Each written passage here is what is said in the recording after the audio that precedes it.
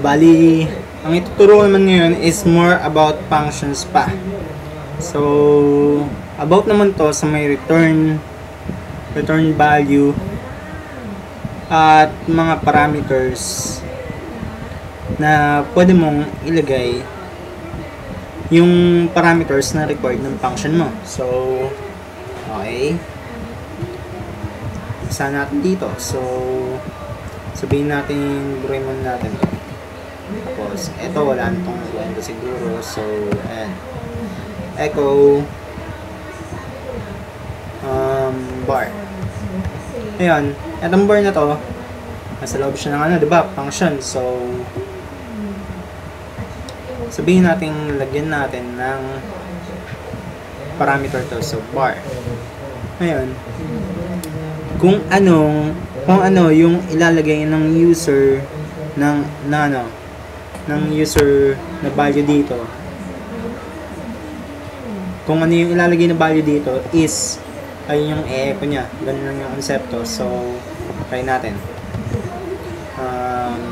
Sige, lagay natin is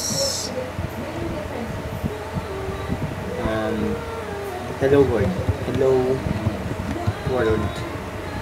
And so, basically naman yung konsepto, tatawagin yung function na to, tapos kung ano yung parameter na nilagay natin doon is ayun yung i-echo niya. So, ganun ang konsepto. Refresh ko, hello world. So, ayan.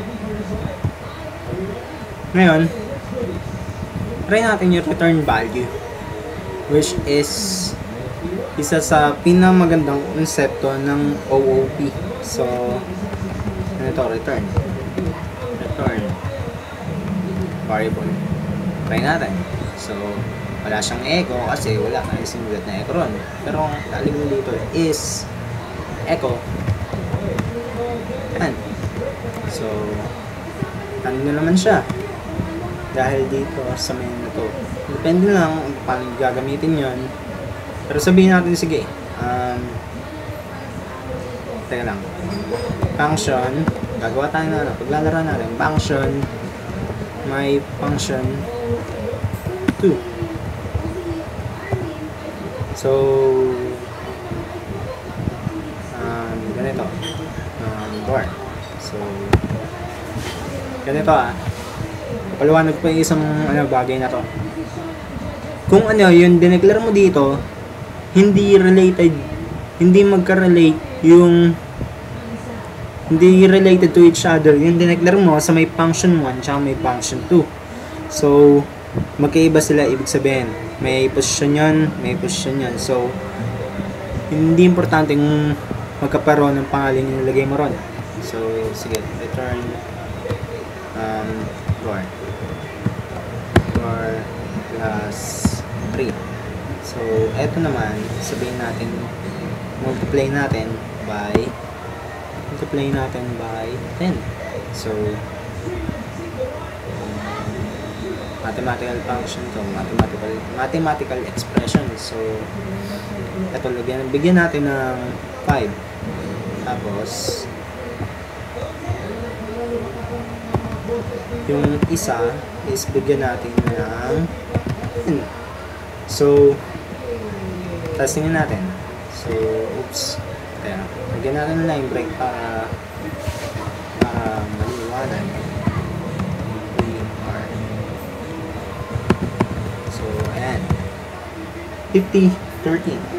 So, ngayon, pwede natin gamitan ng mathematical expression yung nire-return na value na yun. Ibig sabihin, kung echo object, oops, wait, yan, echo object may function which is 5, so may function 1 which is nire-return niya is 50. Tapos paste ulit natin, buray natin to para natamad kasi ako mag-type. So, palitan natin to 10. So,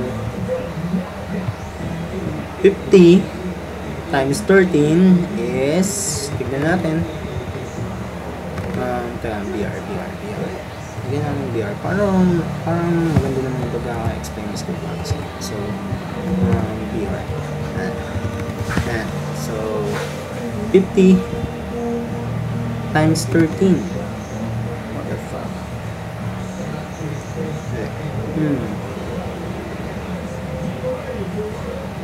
Take function 10. Okay. Ayun. So, ito pala yung pagkakamali ko. Kasi may function ko dapat to. Okay yan. 650. Tama. 500 times 10 is 650 times plus 50 plus 50 plus 50 is equals 650. So, ayun. Nangyari dito is nag-return ng value to, itong function na to, na which is 50. Tapos, pati itong function na to, nag-return ng value which is 13. Tapos, yung dalawang value na yun, pinag-multiply ko. So, ayun yung inalabasan. So,